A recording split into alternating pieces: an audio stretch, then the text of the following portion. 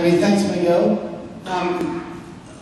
Miguel very kindly asked me to come here and share a little bit of my story with you guys as an example of someone who has a career, has a job and a career in the meetings and events industry that is slightly outside, I guess, the ones that everyone knows, the CBDs, hotels, catering companies, event companies. And you probably hear, I'll be speaking for myself, but I know Rolando and John Chen and Amy who are speaking after me, there will be a common theme here of we've all basically followed a passion and taken that into the meetings and events industry in a slightly left of centre course. And Miguel also asked me to give a couple of tips, sort of tell my story and then give a couple of tips on, to help you guys become successful, and we'll get to that. But I guess, like I said, to tell you the answer at the start, is you've got to do something that you're passionate about, and it's not going to be easy. It's not going to just get handed to you. It's going to be hard work,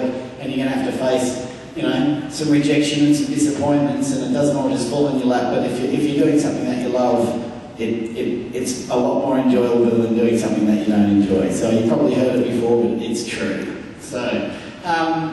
My story, the way I ended up in the meetings and events industry, which like Miguel, I didn't sort of plan to do it, but I was in a band when I was in school. When I was 13, 14, I was in a band in Australia. I'm from Australia. I actually live in Las Vegas, but this is my Australian accent. And I was with, a rock band with four friends from school. And that band, when we were about 21, got signed by a record label, AC/DC's record label, and we went over to the UK and we were there for the whole Britpop thing, which probably seems like ancient history for you guys, but Oasis and Blur, and anyone remember any of those bands? Yeah? It's like the Beatles for me, it's like black and white TV. And so I played guitar and keyboards and wrote songs in that band. And after about 10 years, when that band broke up, I came back to Australia, and I'd studied law before the band got signed. And when the band broke up, I didn't quite know what to do. I didn't want to form another band. I didn't know what to do. And my girlfriend at the time was working for a recruiter with IBM, and he said, "Do you want to come and work for IBM?" And my response was, "I don't know, not particularly." He goes, it's going to pay a lot more than what you're getting paid at the moment, which is nothing, because I just arrived back from London and I really didn't know what to do. So I went and had a look, had an interview, and I ended up working at IBM in their global financing division for 9 years. They put me through an MBA, and I worked in Sydney and New York, working on various business projects. But during that time, I was still writing songs. I was still keeping the passion alive for me, writing songs for pop stars in Australia. And as a result of that, I was asked there's an Australian band called Yotha Yindi, is our most famous and successful Indigenous Aboriginal band, and they put on a big festival up in the north of Australia each year. And they asked me if I could come up and run some songwriting workshops with Aboriginal school kids as part of the festival, where I'd get 20 kids. We'd have 2 hours to write a song from scratch, and then we'd record it and they'd perform that song live at the festival that night, which was an absolutely petrifying experience for me. The first time they had the equivalent of the Today Show there, so I had a dirty big camera in my face and 20 kids and writing. I'd never written a song on the clock before, and we wrote a song in Yolngu, which is one of the native tongues there. I don't speak Yolngu. And I had to help these kids sing this song. So it was the hardest gig I've ever done, and it was an amazing experience for me. The kids loved it, and we did about 10 of those groups over the course of the week. And then when I came back to Sydney, a friend who has his own company asked if I could do something similar with his sales team.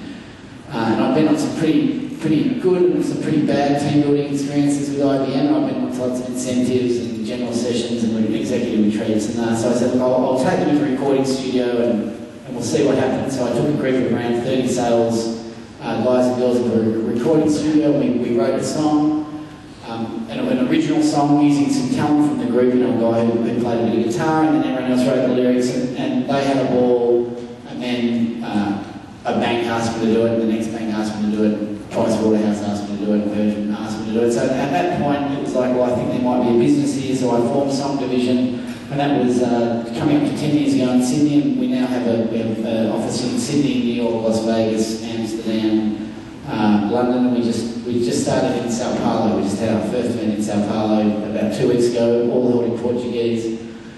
So that's where we're at, and we use the best musicians in the world. We use musicians who play with Prince and David Bowie and Lady Gaga and Adele, CeeLo Green, we use more current terms here, and we get corporate groups to write songs about the event objective. So it's an amazingly fun job. We have an amazing team. It's hard work, but as I was saying, so we work 27 hours a day, 8 days a week, which I'm sure John and Rolando and Amy will tell you it's not easy, but we love doing it, and there's a lot of, especially if you're setting up your own business, there's a lot of, I heard it recently, they say successful people are people who can cope with disappointment. If you do something that doesn't work the first time, you don't go, okay, well, I'm not going to try that again. Some people do really well at school and they're used to doing well, and then they sort of want to protect themselves. They don't want to ever do anything wrong after that. The best thing you guys can do is get out there, get as much experience as you can, work out what you enjoy doing, make some mistakes, get some rejections, get used to rejections, and just keep moving forward and do something that you enjoy doing, and you'll be successful. So that's my 10 minutes there, Miguel. Yeah, that was 2 minutes. That was a long 2 minutes. Did anyone have any questions? Miguel. I'm really jealous of your job. How do I get a job? How do you get a job with us? Miguel is an amazing musician, by the way. He's a bona fide musician, producer.